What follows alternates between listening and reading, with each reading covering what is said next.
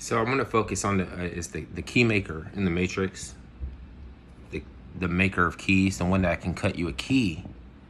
Because while you have a counterfeit type of spirit in the beginning times, that will be like in the end times. It's kind of like showing you the same. And the key maker is the one who can identify his people in spirit, the spirit of them, since the look can be preserved and presented to you and make you feel shame and indoctrinate and tell you the way that you're supposed to be in light of who you're supposed to be, like who you think you are type of shit. Who is the arbiter? Who's the one that's supposed to cut anyone a key if they want to suggest that they're even your people? Because while they're focused on skin folk, he's not kin folks and all this, there was a time before now that if your blood was not compatible, that you would not be able to have children. But now anybody can have children with anybody's race, right? The pre-Diluvians, they are the progenitor of all of the races, and that's like the end times, in the time in between something. It's not exactly the same. It rhymes. Okay, the pre-Diluvians, they diaspora into a bunch of different nations. Okay, because the Earth is changing, the mini ice age, the land, whatever, like the land bridges and whatever, like.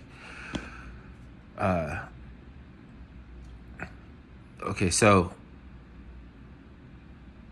now toward the end, you're seeing your people coming across as different races.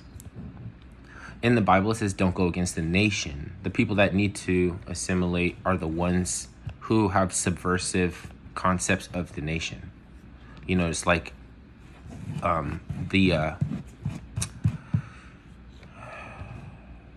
of the countries that have to simulate a gangster. And the United States, we don't have to be gangster. All of the gangsters have a political origin. It goes back to some political gangster, except for black people. We go back to a barbecue. We go back to like a neighborhood or something. So how do you quantify us as gangster, and even to tell us that we should have the same ethos as gangsters? We already think that we're supposed to have a gangster ethos.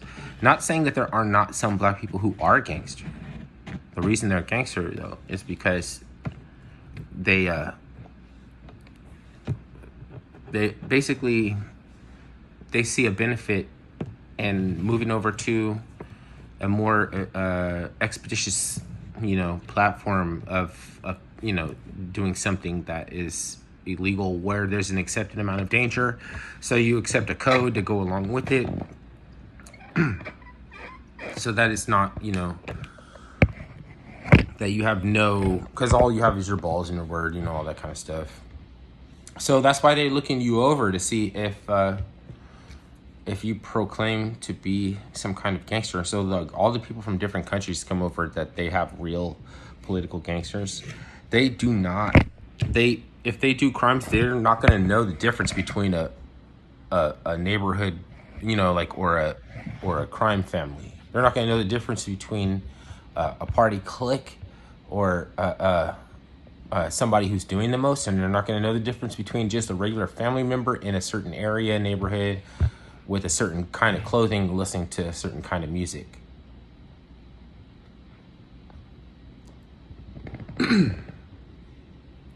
So we're not the ones that need to assimilate, because if they assimilate our culture and they don't know the people we came from, then they cannot tell us to protect their activities, including your snitching if you expose sex trafficking, dog worshipping cults, or if someone like Les Moonves or somebody got exposed by something that you're talking about, like Drake or P. Diddy, by accident, and somebody holding on to information they want to sell to TMZ for $800,000, like Ebony Prince is in danger of dying immediately in the next couple of days, like 72 hours.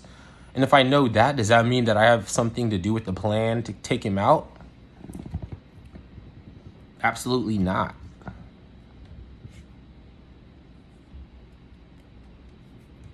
So I'm going to do some things that people think unthinkable, that you would think you got stabbed in the back if you didn't recognize that I'm not a gangster, I'm a civilian.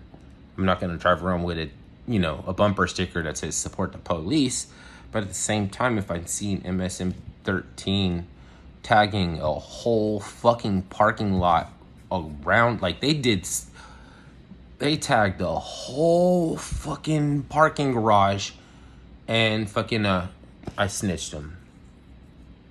Then they're looking me over like, oh, you dress in all black or something. Do you subscribe to this, and that? Or they're looking for my motherfucking magazine subscriptions. Did you get CMC Music Factory 10 CDs for $1, Columbia House? Okay, what did you sign and everything? Looking you up and down. Because if you tell them I'm a real American, you have to assimilate. They will not fuck with me. But if I act like I like Sauce Walker or something like that, then they'll fucking jump me and stab me. They're afraid of me. I'm a real American. So that's like, the worst thing. I look down on that. But we don't think strategically. We don't look at the fact that they will send people over here that are not compatible to live with us and kill us if we don't behave in gangsterism. And we're trying to get on the up and up, just like, how far do they have to go to be on the up and up? They're pilgrims that are replacing us in a crisis, a refugee crisis.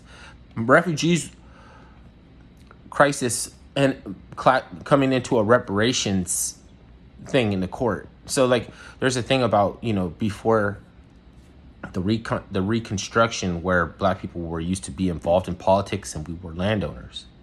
Okay, we would like to return to that. We got all these pilgrims coming in here telling us a gang, and we're neighborhood cripping, and they're the crime family. You know what I mean? It looks retarded. It's fucking retarded. Like, I'm already weary of upstate Serranos. Then I don't, have a problem with North things, because as when you go to Rome, do as the Romans did. I like stability and I like consistency. And if I already seen Norteños, I don't like to see anybody replace them. And I wouldn't want the Norteños to go down south, and I wouldn't want the Norteños to show up in Michigan. If there's MS-13 in Michigan, I don't give a fuck what. Michigan is all the way on the other side of the fucking planet. Michigan is a whole nother fucking country.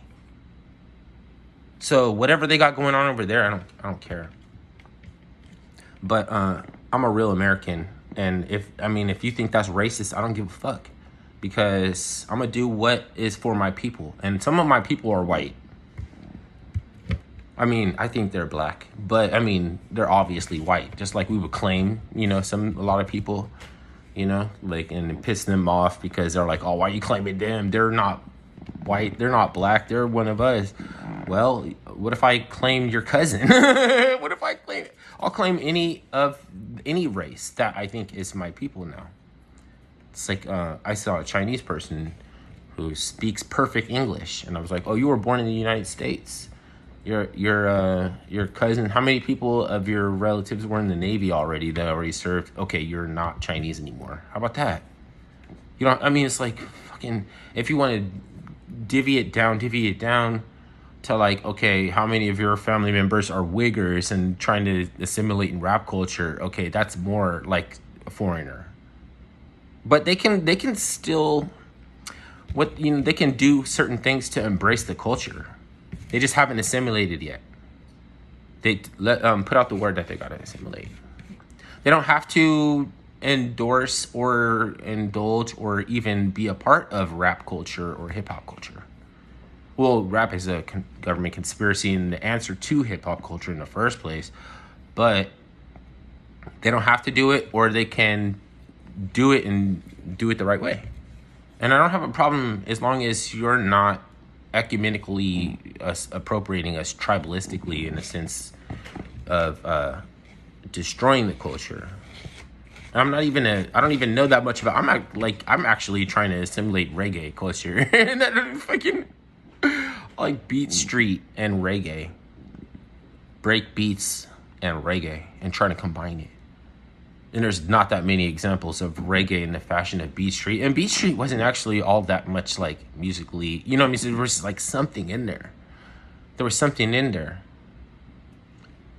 They just didn't do a lot with it.